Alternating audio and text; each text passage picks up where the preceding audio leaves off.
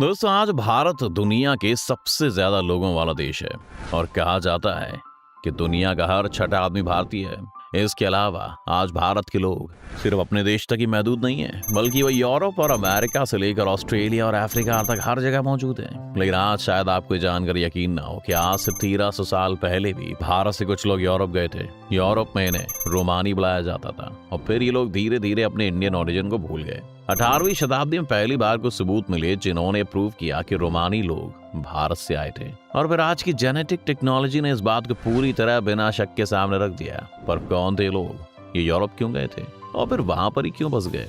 आज इन्हीं सब सवालों के जवाब हम तलाशेंगे आज की इस वीडियो में, तो अंत तक बने रहिए हमारे साथ। लेकिन वीडियो शुरू होने से पहले अगर आप इस चैनल पर नए हैं या आपने अभी तक इस चैनल को सब्सक्राइब नहीं किया है तो चैनल को सब्सक्राइब करना और बेल आइकन दबाना ना भूलें। रोमानी लोग दो अलग अलग टाइम पीरियड्स में भारत से यूरोप की तरफ चले थे और ये दोनों ही वक्त भारत पर हुए इस्लामिक हमलों से जुड़े हुए हैं। रोमानी लोग इसीलिए भी एक तरह से चर्चा का विषय है क्योंकि यूरोप में उस वक्त इन्हें बहुत ही अलग नजर से देखा जाता था, क्योंकि इनका धर्म और इनकी प्रैक्टिसेस यूरोप से अलग थी और साथ ही ये लोग अलग रेस में भी थे। तो यूरोप में भी ये समझा जाता था कि ये लोग जादूगर हैं या फिर इन्हें किसी ने जासूस की तरह भेजा है। इस तरह की ओपिनियंस और हेट्स इन लोगों के खिलाफ बहुत अंत तक भी रही। और जब दूसरे विश्व युद्ध का दौर था तब हिटलर ने सिर्फ ज्यूस को ही नहीं बल्कि 7 से 8 लाख रोमानी लोगों को भी मारा था। रोमानी लोगों को यूरोप में जिप्सी भी बोला जाता था क्योंकि कई लोग समझते थे कि ओरिजिनली इजिप्ट से आए हैं। अगर हम रोमानी लोगों को ट्रेस करें तो हमें दो मेन ग्रुप्स मिलते हैं।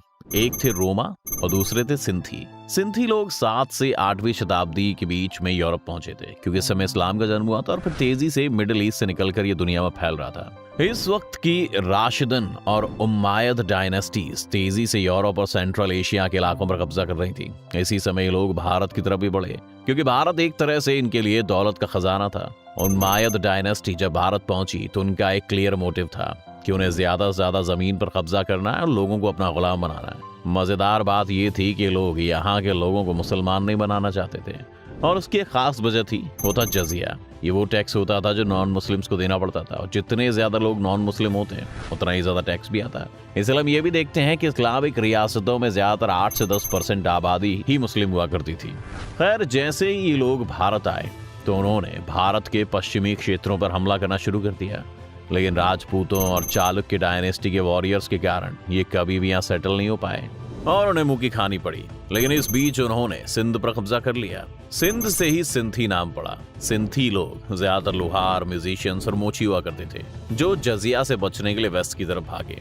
ये लोग ईस्ट में जाकर बाकी के भारत में सेटल नहीं होना चाहते थे क्योंकि वहां पर पहले से ही बाकी लोहार जातियां थी, जिस वजह से उन्हें वहां पर कंपटीशन का सामना करना पड़ता। उमायद लोगों ने सिंध में बहुत लूट मार मचाई थी। यहाँ के लोगों को मिडिल ईस्ट के स्लेव मार्केट्स में बेचा जा रहा था और साथ ही यहाँ की सारी फसलों को बर्बाद कर दिया गया था, जिस वजह से सिंथियों का यहाँ से जाना जरूरी हो गया था। ये लोग पहले ईरान की तरफ गए लेकिन ईरान में ज्यादा वक्त तक नहीं रुके।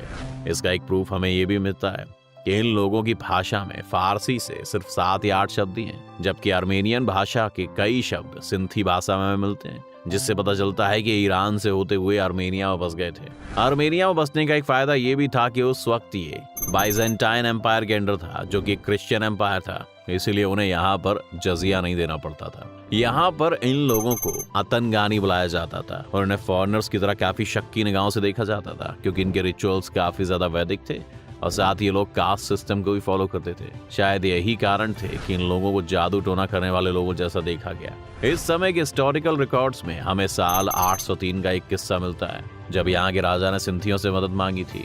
उनके राज में कई सारे विद्रोह उठने लगे थे और तब कहा जाता है कि सिंथी लोगों ने जानवरों की बलि देते हुए एक पूजा की थी, जिसके बाद विद्रोह का संकट टल गया। राजा ने इसके लिए रिवॉर्ड देना चाहता था लेकिन तब के चर्च के लोगों ने इनके धर्म के कारण राजा को ऐसा करने से रोक लिया। चर्च के कारण इन लोगों के लिए यहाँ रहना भी काफी मुश्किल हो गया था और बहुत वक्त तक आर्मेनिया में रहने के बाद ये लोग आगे बढ़े और धीरे धीरे फिर ग्रीस से होते हुए यूरोप के बाकी देशों में सेटल हो गए। अब आते हैं दूसरे ग्रुप की तरफ जो रोमा लोग थे। रोमा लोग 10वीं से 11वीं शताब्दी के बीच में भारत से यूरोप की तरफ गए थे और ये वो समय था जब महमूद गजनबी ने भारत पर हमला बोला था। गजनी ने भारत पर लगातार कई सारे अटैक्स किए जिसमें सबसे ज्यादा नुकसान राजस्थान और पंजाब के इलाकों को हुआ। इसी वजह से माना जाता है कि रोमा लोग भी इन इलाकों से निकले थे। लेकिन रोमा लोगों में ये खासियत थी कि लोहार और मोची होने के साथ साथ इनमें से कई लोग घोड़े पालना भी जानते थे जिस वजह से गजनी से भागे नहीं, बल्कि उन्होंने काफी वक्त तक तुर्की और गजनी की सेना को भी ज्वाइन कर लिया और वो उनके लिए काम करने लगे।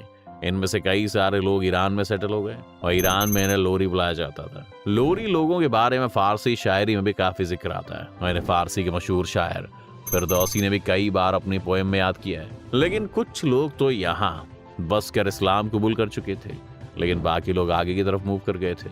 ये लोग भी दोबारा आर्मेनिया ही पहुंचे और आर्मेनिया में दोबारा उन्हें अतनगानी नाम से बुलाया जाने लगा, जबकि रोमा लोग सिंथिया से 300 साल बाद आर्मेनिया पहुंचे थे। आर्मेनिया पहुंचकर बहुत से रोमा लोगों ने ईसाई धर्म को कबूल कर लिया था, लेकिन इनके रिलीजन में अभी भी कई सारी वैदिक परंपराएं देखी जा सकती थी। आर्मेनिया में इन लोगों पर कई तरह के सोशल और लीगल रेस्ट्रिक्शंस लगाई जा रही थी, जैसे कि रोमा लोग कभी भी कोई हाई पोजीशन सोसाइटी का एक्वायर नहीं कर सकते थे। लेकिन इसके बाद 14वीं शताब्दी के आसपास जब ऑटोमन एम्पायर राइज पर था और धीरे धीरे उसने आर्मेनिया के इलाकों पर भी कब्जा करना शुरू किया, इस वॉर से बचने के लिए और साथ ही फिर से जजिया कर के डर से रोमा लोगों ने इस इलाके को छोड़ दिया और वो फिर आगे की तरफ बढ़े। कई सारे रोमा लोग पेलोपोनेसस के एरिया में माइग्रेट करने लगे और यहाँ पर कई सारे हिस्टोरिकल रिकॉर्ड्स हमें बात बताते हैं कि इन्होंने यूरोपियंस के साथ मिलकर मिलिट्री में शामिल होने का फैसला किया और बढ़ते हुए ऑटोमन एम्पायर का भी मुकाबला किया। इनमें हमें जॉन द जिप्सी नाम के आदमी का एक जिक्र भी मिलता है, जो रोमा था, लेकिन वो एक मिलिट्री लीडर की रैंक तक पहुंच चुका था और उसने इस लड़ाई में बड़ा रोल निभाया। लेकिन ऑटोमन एम्पायर को ज्यादा वक्त तक नहीं रोका जा सका और ऑटोमन्स को बहुत ही क्रूर भी माना जाता था। ये कहा जाता है कि उस वक्त ये लोग 10 साल की उम्र से बड़े हर मर्द या बच्चे को कत्ल कर देते थे और इन्हीं के डर से रोमा लोग यहाँ से भागकर पोलैंड, रोमानिया और ऑस्ट्रिया के रास्ते से धीरे धीरे वेस्टर्न यूरोप में दाखिल होना शुरू हो गए। यहाँ पर भी इन लोगों ने काफी यातनाएं सही और यूरोपियंस द्वारा इन लोगों को स्लेव्स की तरह मार्केट में भी बेचा जाने लगा। एक हिस्टोरिकल रिकॉर्ड्स में हमें 1385 की कैसी स्लेव ट्रांजैक्शन मिलती है, जब 40 फैमिलीज को स्लेव बनाकर गिफ्ट की तरह किसी मोनास्ट्री में भेजा गया। मारिया थेरेसा नाम की क्वीन के जमाने में तो रोमा फैमिलीज के बच्चों को उनके माँ बाप से दूर करके उन्हें यूरोपियन घरों में पाला जाता था और एडल्ट रोमा लोगों पर इल्जाम लगाए जाते थे कि ऑटोमन साम्राज्य द्वारा भेजे गए जासूस हैं, जबकि वो तो खुद उनसे तंग होकर वहां से आए थे।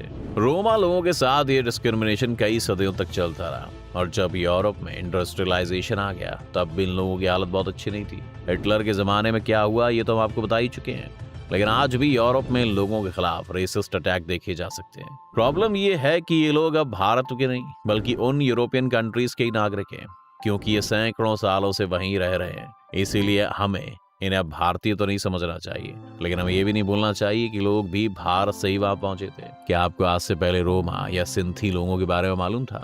हमें कमेंट सेक्शन में जरूर लिखिए। उम्मीद है आपको आज की इस वीडियो से काफी कुछ नया सीखने को मिला होगा। अगर आपको ये वीडियो पसंद आए तो वीडियो को लाइक करें और अगर आप इस चैनल पर नए हैं तो जाने से पहले चैनल को सब्सक्राइब करना भी ना भूलें।